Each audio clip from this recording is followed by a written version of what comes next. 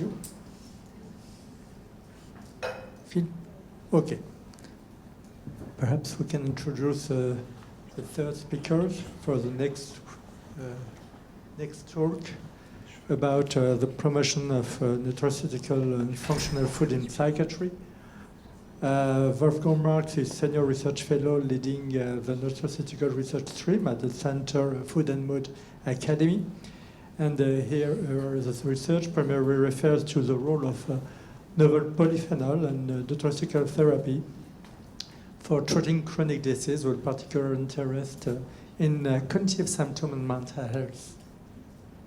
Hello everyone, my name is Dr. Wolfgang Marx. I am the lead of the Nutraceutical Research stream at the Food4Mood Center. Right now I'm all the way over in Australia. Unfortunately I wasn't able to make it to Europe, so I hope you're having a lovely day. But today I wanted to talk to you about, I guess, all things nutraceuticals. What is the evidence, where to from here? So let's get into it. So today I'm going to talk about what are nutraceuticals. Let's start from the start. What are we talking about here? What is the evidence for nutraceuticals for the application in mental health? What are the safety concerns that we might need to know about when using these in clinical practice? What's next? What's on the horizon? What's some of the emerging research in this area? And I'm also going to talk about why this painting might hold some clues to some future avenues that we're looking at in terms of the application of nutraceuticals in psychiatry. So as I said, we are going to start from the start. We are going to ask the first initial question: what are nutraceuticals? Some of you may have be familiar with this term, but others, this might be the first time you're hearing about this. And I think one of the issues around this term nutraceuticals is that it doesn't really have, there are differing definitions of what we refer to as nutraceuticals. But one of the ways that we can define it is through the definition of food or parts of food that provide medical or health benefits, including the prevention and treatment of disease. So that really sort of captures, I suppose, that it's a component of food, it's used for some sort of therapeutic benefit, and it's used in terms of the prevention and treatment of disease. Certain common forms of nutraceuticals, capsules, powders, liquids. Functional foods is kind of like this interesting middle ground in that nutraceuticals can be added to other forms of food to provide additional benefits and health claims above and beyond what the initial food is. And common categories that we can think of when we're thinking about nutraceuticals are things like vitamin supplements, minerals, pre and probiotics that we'll be talking about later on, different amino acids, fatty acids, omega-3s in particular is a good example. So now that we've discussed, what is a nutraceutical, how do we sort of use nutraceuticals, and how do they fit within nutritional psychiatry, let's talk about some of the evidence for the use of nutraceuticals. And to do this, we're going to use the results of our recent guidelines paper on this very subject. So this was the result of many years and a lot of work, where we essentially created a set of clinical guidelines for the use of nutraceuticals that was endorsed by the World Federation of Societies for Biological Psychiatry, as well as the Canadian Network for Mood and Anxiety Treatments, or CANMAT. And so we based the findings and the synthesis of our clinical guidelines based on two prior meta-reviews that we conducted, where we looked essentially at meta-analyses that looked at randomized controlled trials of a variety of different nutraceuticals within psychiatry. And this included both nutrient-based supplements, so things like vitamins, minerals, and these sorts of things, as well as more plant-based and herbal products, things like turmeric, curcumin, St. John's wort, saffron. So it gave quite a large variety of different nutraceuticals that we can provide recommendations for. And just to provide you a little bit of detail about what our clinical guidelines look like and how we went through this process. So as I said, we combined the results of these previously published meta-reviews, And we developed a series of recommendations based on these meta reviews. And so this included what is the efficacy, so how effective were these nutraceutical interventions. We also looked at the acceptability and the safety of these various interventions as well. And using this process, we came up with a strength of recommendation either for or against the use of these nutraceuticals for a variety of different mental health conditions. And here's just a screenshot, or I guess a sample of what this synthesis looks like for each of these nutraceuticals. So as you can see, we provide a evidence-based statement of whether we recommend for or against the use of a variety of nutraceuticals. And then we provide an evidence grade, so what did we base our recommendations on? You can see for this one, there was a number of randomized controlled trials and meta-analyses that formed this statement. The strength of the recommendation, both as an adjunctive intervention, so where it's used in combination with standard interventions such as antidepressants and psychotherapy, or when it's used as a monotherapy, so used as a standalone treatment. And here you can see that it's recommended as an adjunctive treatment, but not recommended as a standalone treatment. And following this, we provide a list of just bullet point clinical statements that can help guide the clinical use of these various interventions. Where we provide information around safety, things that might influence absorption or tolerance, and certain clinical notes or notes about the quality of the underlying evidence for each intervention. So if you're a clinician in the room, I do really recommend you have a look at these clinical guidelines, because it is quite a large document and it provides a great summary of the evidence base and the clinical use of these various nutraceutical interventions. So like I said, it is quite an in-depth document, but I do want to give a summary of some of the recommendations that we did provide. And so I'm going to start with our recommendations for the use of nutraceuticals for depression.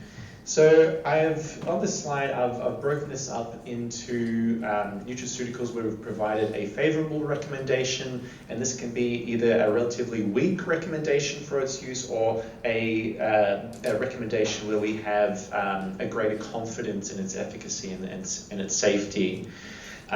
We also have various nutraceuticals where we don't currently recommend their use, and this is largely based on just insufficient evidence. So there's perhaps only 1 or 2 trials, and they're providing sort of mixed results, and so we just don't have that confidence to provide a recommendation one way or the other. And then we also have a number of nutraceuticals where we advise against their use, and this is largely because there's been a number of randomized controlled trials, largely all showing that there's no real clinical benefit to their use. Most of the nutraceuticals that I talk about have been well tolerated, so it's less to do around safety considerations, although I will talk about some of these, but it's largely about just the lack of clinical efficacy. And so if we start with those that received favorable recommendation, we can see that there's a number of nutraceuticals that have received this favorable recommendation. Omega-3 fatty acids received some of the strongest recommendations just due to the quite large amount of randomized controlled trials that have been conducted with omega-3 fatty acids for depression or depressive outcomes. But also there are some other ones, things like probiotics that are relatively more recent in the literature. Vitamin D, there's also plant-based or herbal preparations, things like saffron, curcumin, which is a bioactive compound found in turmeric. Lavender extract has some emerging randomized controlled trials, and St. John's wort, which you might have heard of. There's quite a large amount of studies in this area. And if we move on to those that are not currently recommended, there's things like creatine, vitamin C, N-acetylcysteine, and again, these are just largely based on the mixed evidence at the time. And then we have things that we advise against, things like magnesium. So this is kind of an interesting one because I think magnesium is something that's often recommended as something that might help with stress and these sorts of things, but we really found that there was very limited evidence. In fact, most of the evidence suggested that it didn't really have any effect, at least in terms of clinical depression. I also wanted to just quickly say that since the publication of our clinical guidelines, we've actually updated, run an updated systematic review and meta-analysis of the use of vitamin D supplementation for depression and depressive symptoms. And as you can see here, we've included quite a large number of additional randomized controlled trials, but the results of these are largely concordant with the recommendations and the results of our original clinical guidelines, which showed that vitamin D significantly improves depressive symptoms in randomized controlled trials compared to a placebo-controlled intervention. Now, let's move on to the use of nutraceutical interventions for bipolar disorder. And to do this, I'm going to use the results of a systematic review we conducted in 2019, which focused on this subject. And what we really found, or what really stood out when we did this review, is that compared to depression or major depressive disorder or unipolar depression, there was really quite a lack of intervention studies that have looked at nutraceuticals for bipolar disorder.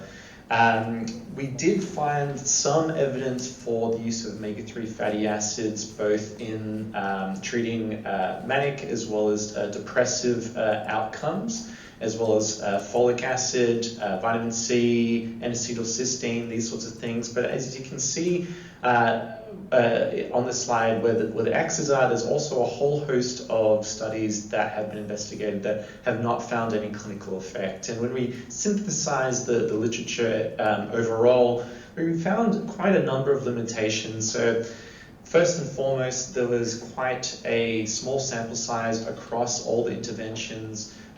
Some were as small as 10, some very sort of pilot study numbers, up to 89, which is still relatively small. There was a limited number of studies for most interventions. Most nutraceuticals have only been trialed in one randomized controlled trial.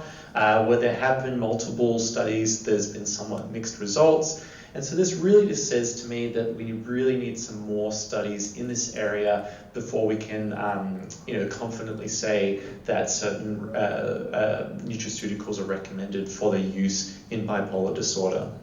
And we also found quite similar results for the use of nutraceuticals in anxiety. So this is going back to the results of our clinical guidelines. And as you can see here, it's a much shorter list of nutraceuticals that we've been able to provide recommendations for. And this is just speaking to the lack of randomized controlled trials that we were able to identify. In terms of those where we were able to provide a favorable recommendation, this included N-acetylcysteine, as well as a number of herbal or plant-based nutraceuticals, things like ashwagandha, lavender, and the like. Chamomile is one that has a handful of randomized controlled trials, but there's this conflicting evidence, so that we weren't able to provide a recommendation. And then interestingly, we advised against the use of kava. So kava is actually a nutraceutical that has been recommended or has been used as an intervention against anxiety or for anxiety for quite a while. But in terms of its clinical efficacy, this has been explored in a number of recent randomized controlled trials that have essentially showed no clinical efficacy, and so we were able to provide a recommendation against its use. In schizophrenia, mostly the same conclusion. So there's quite a small number of nutraceuticals that have been investigated in this area. In terms of those that are showing some sign of favorable effect, N-acetylcysteine, folate-based compounds, so particularly methylfolate, which is a more bioactive form of folic acid. Ginkgo biloba, that is a plant-based nutraceutical that has been shown to improve some markers of schizophrenia-related outcomes, but again, based on a relatively small number of clinical trials.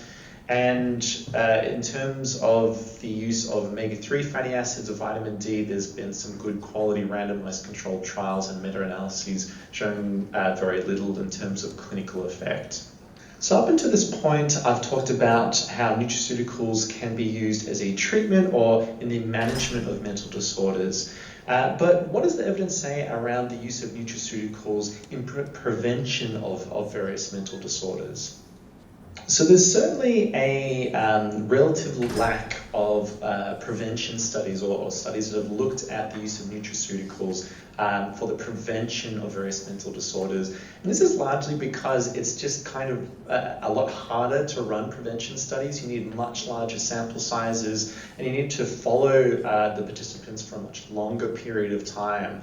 But recently there's been a number of quite strong, high-quality studies that have looked at the use of various nutraceuticals in preventing the transition to major depressive disorder. So this was one that looked at the use of vitamin D. This was in 18,000 adults, aged 50 years or older, and they followed these participants for a median duration of 5.3 years, so quite a long follow-up time. And this was published in 2021 in JAMA. And as you can sort of intuit from the figures on this slide, there really wasn't any significant difference. The transition to depression, both in terms of total depression, incident depression, recurrent depression, was largely the same across the board. And so the authors concluded that there was no significant effect of vitamin D in the prevention of major depressive disorder. A separate paper was also published from the same study that looked at the effect of omega-3 fatty acids in the prevention of depression as well. And this one was quite interesting because they not only found there was no significant improvement in the prevention of depression, but they actually found a signal in the incident depression where omega-3 fatty acids actually increased the risk of incident depression.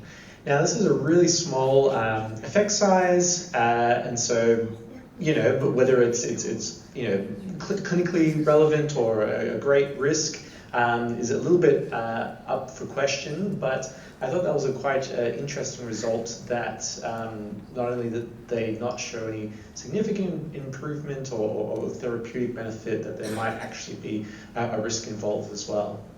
So I guess somewhat related to the results of the trial in the previous slide, let's talk a little bit about the safety and clinical considerations of the use of nutraceuticals in psychiatry. Because I think nutraceuticals in general have this perception that because they're more natural, quote unquote, they may be without any side effects or much better tolerated. And certainly in terms of what we found in our clinical guidelines, while most of the nutraceuticals are well tolerated and have a generally fairly favorable safety profile, there are still some important considerations and contraindications that should be considered in the clinical setting. So the first one is around liver metabolism interactions. So cytochrome P450 is a relatively well known liver enzyme system that is involved in drug metabolism and detoxification.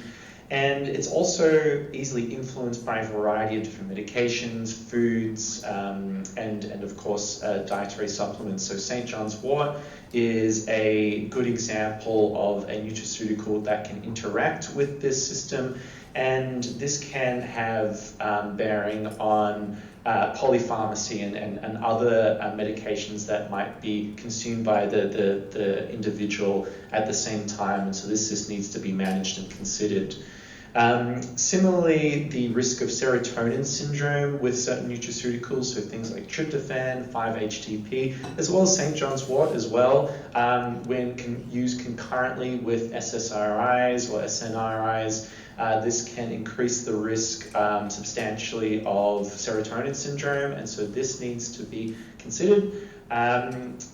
Various nutraceuticals have blood thinning properties, so omega-3 fatty acids, a variety of different herbal nutraceuticals, things like ginkgo biloba. These all have at least theoretical blood thinning properties, and so this just needs to be managed when used in combination with other blood thinning medications, things like warfarin.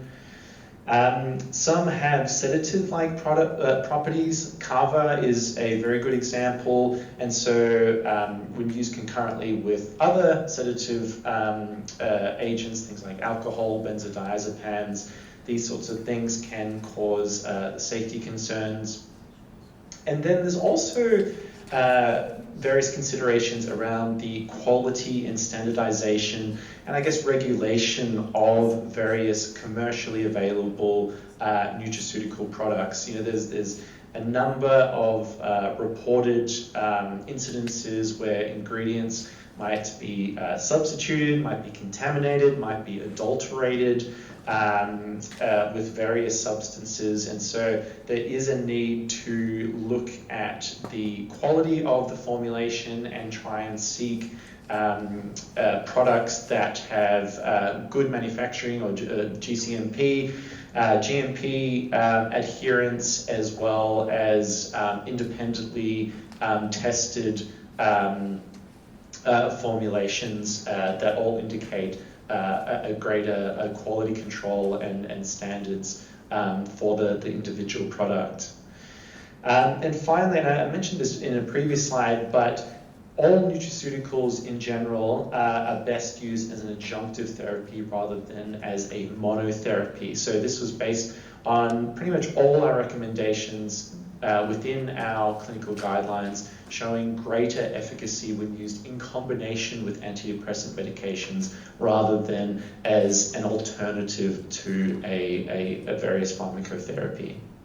I also want to just quickly touch on, I guess, what I'm calling study certainty. So we based our recommendations on meta-analyses of randomized controlled trials, and I think within that process there is a risk that we forget about the underlying quality of these randomized controlled trials that are included in these meta-analyses and recommendations.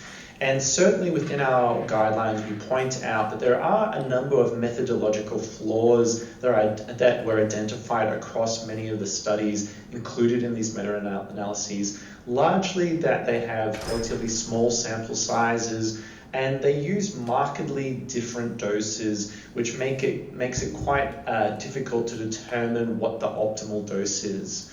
Many of our recommendations were based on a small number of randomized controlled trials. So while we did rely on randomized controlled trials that have a strong study design, there are a relatively small number of individual trials that went into certain recommendations.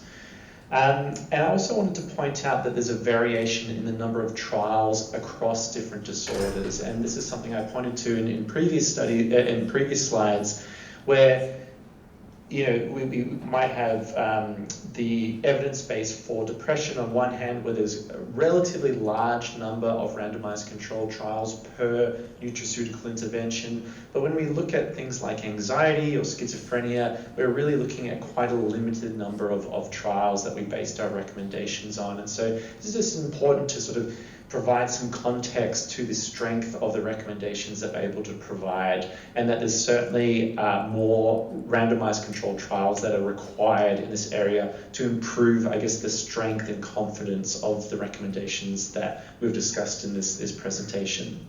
We've talked about the efficacy of a number of different randomized controlled trials, both in terms of treatment, prevention. We've talked about safety outcomes, and we talked about some of the clinical and, I guess, research considerations in this space.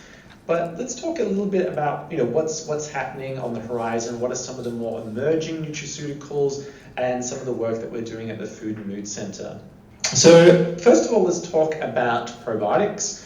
And prebiotics and fermented foods and all that sort of stuff. I'm sure some of the other presenters today will be touching on this as well, but this is certainly an area of great interest to us at the Food and Mood Center, and I'm sure you can all agree the role of the gut-brain axis is something that is really quite exciting and has really captured the attention of both the research community, the clinical community, and I think just the general public.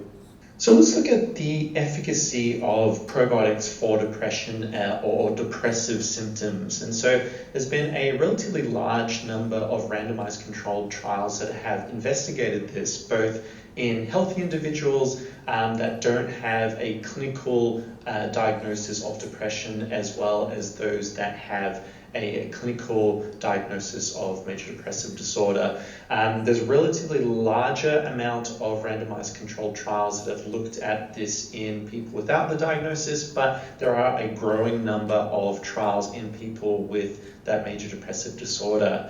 If we look at what happens when we combine all these results together in a meta-analysis, as we see on this slide, we can see that probiotics provide a small but significant improvement in depressive symptoms across these randomized controlled trials, both in terms of depressive symptoms, which is the figure on your left, but also on the right of the slide. Probiotics have again, small but a significant improvement or beneficial effect on anxiety outcomes as well. This team that conducted the meta-analysis also conducted a number of subgroup analyses that are preliminary, but can provide some further clues into how probiotics might be most beneficial. And so what we see when we sort of provide these subgroup analyses is that we see a larger beneficial effect in the subgroup analysis that restricted to just those with a clinical diagnosis of major depressive disorder, which I think is a good thing. We want to see a larger effect in people that have the greater severity of symptoms.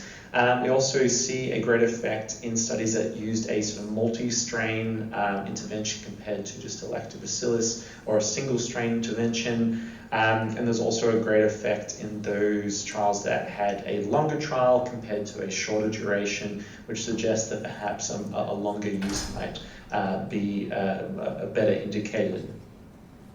One of the, I think, open questions right now is really about the strain that should be used. There has been a whole host of different strains that have been used in these studies. And so are we comparing sort of like with like? Are we needing to use multi-strains or single strains that have a greater evidence base or a more targeted approach? Do they need to be individual specific? So do we need to target the specific probiotic to the specific individual, or are there specific strains that have a sort of broad spectrum use across many different individuals? I think this is an area of kind of an open question and ongoing research. Certainly, as you can see on this slide, there's been a whole host of strains that have been investigated that have shown clinical efficacy both in people with depression and in healthy participants, which can provide, I guess, some guidance in terms of what might be beneficial and what might be worth pursuing in future clinical trials. But I think this is one of the big open questions right now that we need to further explore. I wanted to briefly touch on prebiotics, so apologies if this has already been touched on in some of the other presentations today, but essentially prebiotics are the substrates that are used by our gut microbiome and that can provide a health benefit. So I guess at a very top level summary, imagine we've just had lunch, you had a salad or a whole grain bread or something like that that has a good level of fiber within its food matrix. This is digested by our stomach, and this essentially breaks down these foods into available substrates for our gut microbiome that provide a prebiotic effect, which is essentially where our gut bacteria essentially eats this fiber as well as various other compounds, and the metabolism or the outcome of our gut microbiota consuming these probiotic substrates is that there's a growth in hopefully the more beneficial communities of bacteria, but that also results in a whole host of different metabolites, so things like short-chain fatty acids, which I'm sure other speakers will touch on, that have potentially beneficial effects in their own right, things like anti-inflammatory properties and the rest. So it's essentially fuel for our gut microbiome. And when we look at the available randomized controlled trials that have used prebiotic interventions for either depressive outcomes or anxiety outcomes, you can see there's a relatively lack of clinical trials compared to probiotics. This is a very small number of studies. They have not shown, at least in this most recent meta-analysis, they have not shown a beneficial effect for either depressive or anxiety outcomes. But I think this is largely due to the limited number of clinical trials, in particular a real lack of clinical trials in people with clinical depression, which, as we know from the subgroup analyses of the probiotic interventions, we know that there's a greater clinical effect in people with a clinical diagnosis. And so I think it's likely that we might see similar trend in prebiotics, but we just need more trials to investigate this. And I'm not going to go into a huge amount of detail, but I also just wanted to, introduce some of the other areas of, sort of gut microbiome related therapeutics that perhaps receive less attention. These include things like symbiotics, which are where we deliver both a probiotic and a prebiotic at the same time, as opposed to individually as a probiotic or a prebiotic.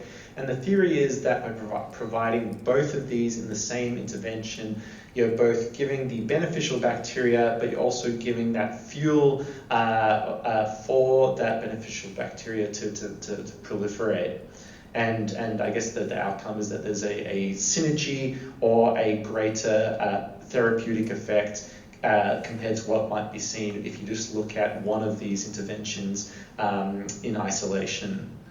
There's also the research around postbiotics. So these are where we look at the bioactive metabolites of bacterial fermentation. So if you remember from my previous slide where I talked about briefly around the role of short-chain fatty acids or other types of metabolites that are produced as part of the metabolism of bacterial fermentation, these have their own potentially beneficial properties. So looking at these individually as opposed to looking at just prebiotics or just probiotics is a field in itself.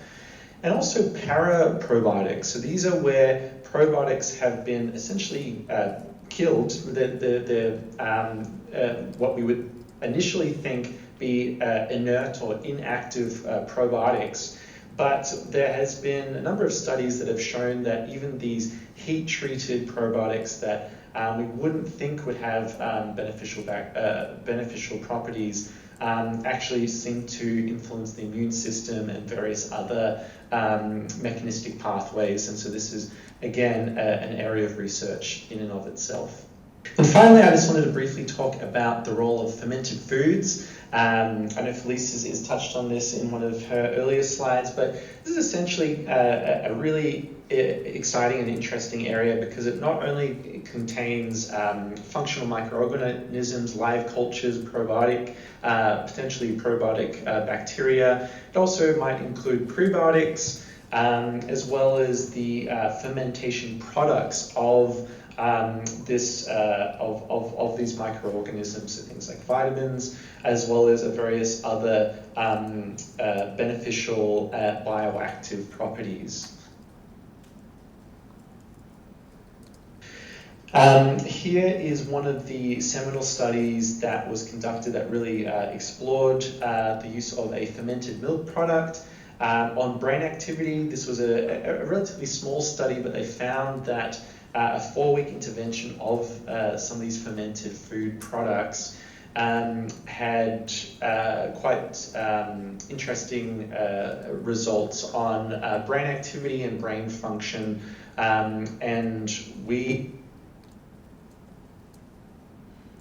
are currently running our own randomized controlled trial where we've just finished recruitment, but it's essentially the aim is to both replicate but also expand the initial results from this seminal study by looking at both brain imaging, structure and functional outcomes, as well as the microbiome, metabolomics, and some of the clinical outcomes, where we look at the fermented dairy product compared to a placebo intervention, and we worked with an industry partner to actually develop a placebo yogurt, which I think is kind of a cool idea in and of itself. As I said, we've just finished our recruitment phase, and we have some preliminary results in terms of the brain imaging and functional structural outcomes that we are soon to publish later this year. And the next steps are looking at metabolomics analyses, finalizing some of the more complex analyses related to brain imaging outcomes, and really providing this kind of systems analysis where we can then tie the microbiome, the brain imaging, the metabolomics together with some of these clinical outcomes to see how all of these systems or omics analyses are working together. Now, you might remember from the very start of this presentation that I said that this painting on this slide might hold some clues for emerging areas of nutritional psychiatry. And well, what I mean by this, and because you've all been very patient, this is because before the advent of synthetic paints that we use pretty much today, we would look to the natural world for pigments to develop our paints. And so people all around the world were very resourceful, and they found a variety of plant sources for their pigments. So things like berries, bark, spices like turmeric, that were used in some of the paintings to provide the color. Now, fast forward to today, we have actually identified the compounds responsible for these pigments as a class of compounds called polyphenols.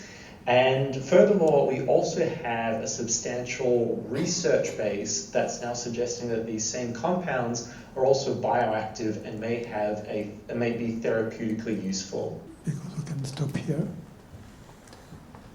Very nice, clear, and very nice presentation, providing large evidence for the effectiveness of adjunctive nutraceutical therapy for the prevention and treatment of mental disorders, especially major depression, and perhaps with a special interest of omega-3 and EPA or methylfolate in patients with inflammatory profile.